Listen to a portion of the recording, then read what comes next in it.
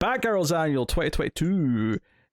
So this is essential in that it is just straight up the start of the next arc. So, Oh boy, don't you love it when they do that? well, I do actually. I prefer this. See, I like standalone stuff in annuals a little bit more. But I often feel that the annuals end up feeling like just fluff if they're just completely. I mean, there is good at standalone annuals. Don't get me wrong. Yeah. But I hate when I get to a week 5 and it's nothing but annuals and they all just feel like standalone stories that don't really feel like they're important. Mm-hmm. Like, I really appreciate when it feels like it's essential or at least like a good thematic tie-in to the run. And this is just, the start of the next story. I will say it feels a little stretched out for the annual length. There's like some extra sort of jokey stuff early on in the issue. Some heavy third-person narration on the title page. It gets very meta as well, where there's like an editor's note saying, "Oh, that pun was really bad. Let's just go straight to the title," and then the title's at the bottom of the page. So this is, if it's not even start of an arc, it says part 1 of 2, bizarrely. So like the next issue will wrap this up. And it needs to be wrapped up, because I was thinking, I didn't notice that when I was reading it, that it said that at the start, because this is a Freaky Friday story. This is the story of Cass and Steph swapping bodies. And it does take a while to get to that point, which is why I'm saying it feels a bit stretched out for the sake of it being an annual.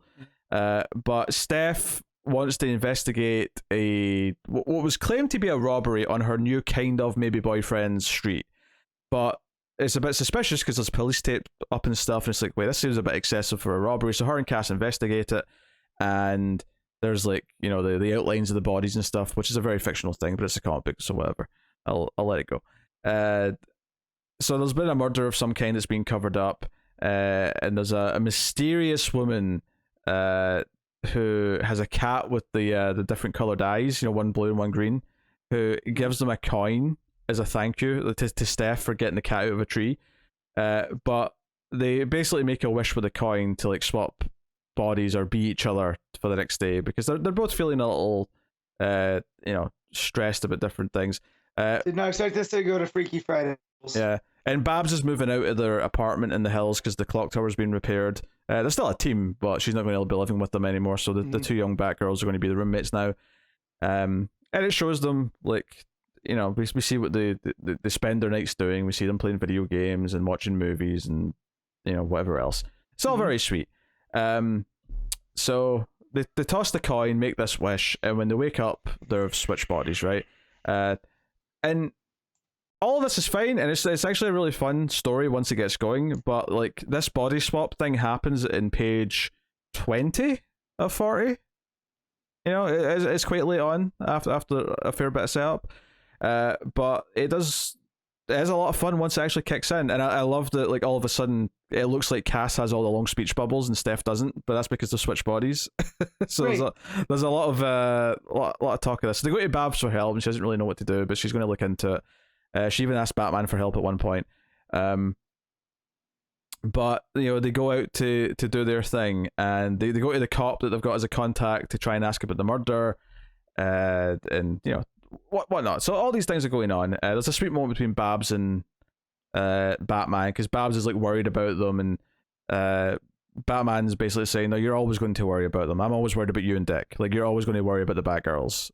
So there's some sweet stuff with that, and whatnot. But basically, they end up both being like surprised or being like confronted with something by the end of the issue.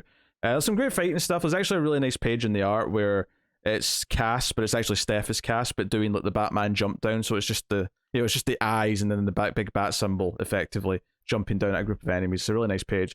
There's a lot of like purples because of Steph's outfit, and then the background's yellow, so that she really pops. There's some good art in here, I will say. I don't even know if I mentioned the artist on this.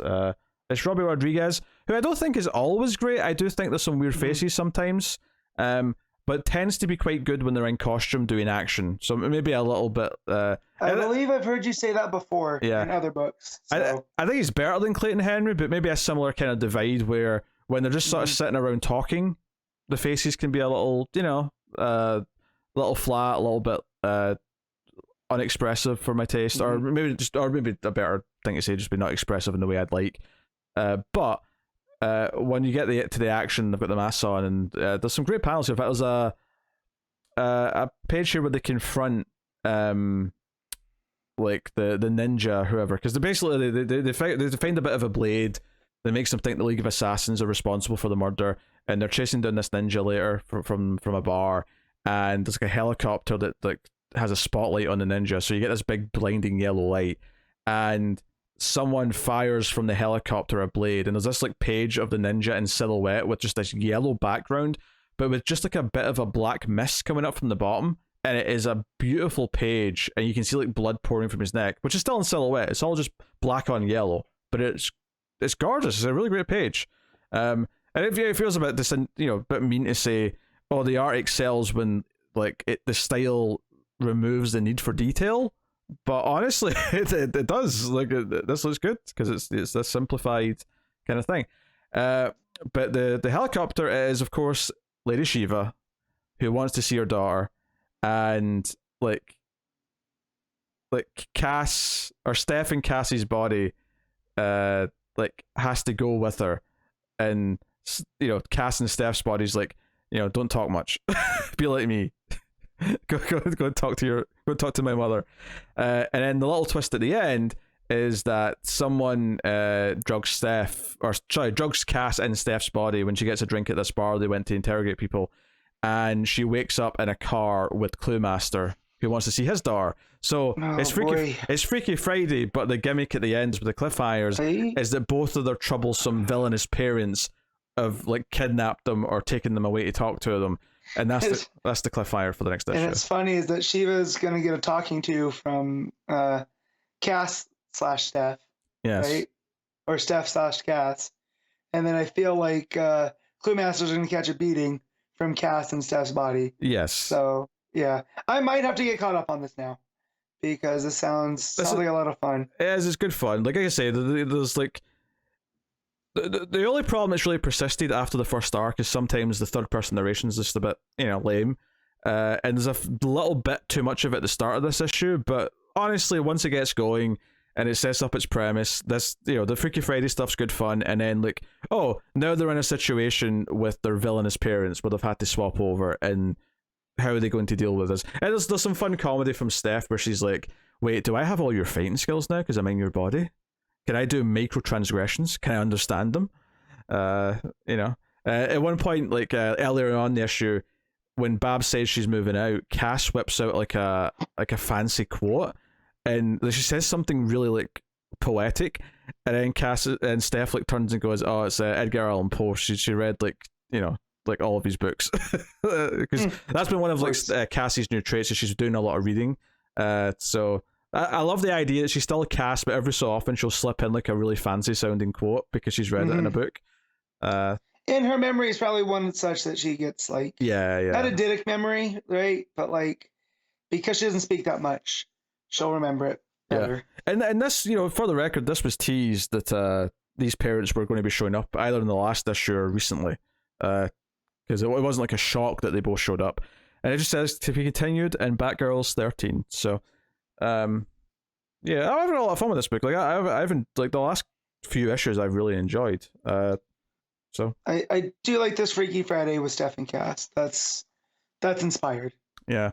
The only other thing around the background is that Babs helps Alyssa open her new boba tea cafe. So that's a thing that exists now. I don't think boba tea's for me, but it's this trendy thing that people reference all the time now. Good. So like I say, Robert Rodriguez, there's some really standout pages in this that I think look really cool, and the colours are really pulpy, the yellows and purples all look great. Fantastic stuff. But then there's sometimes when they're just talking and the faces are a bit, just kind of off proportion. They're just not quite to my taste. But I dig the story. A little bit of setup early on, maybe dragged out just a little touch. Not so much that I feel like it should have been a 20-page issue instead of a 40, but maybe like, in the middle, like maybe a 30-page issue instead of a 40 would have been the sweet spot here. But hey, it's not a big deal in the grand scheme of things. The plot it sets up is fun, and I'm excited for the next issue based on the cliffhanger. So, cool. So I'm happy to give this a 7.5. I think I'm marking it down a little bit. I'd probably give it the 8 if not for that just main fault of it feels like there's just some filler or some stretched out stuff early on at the start just to make it up to annual length. So I'll mark it down a little bit for that.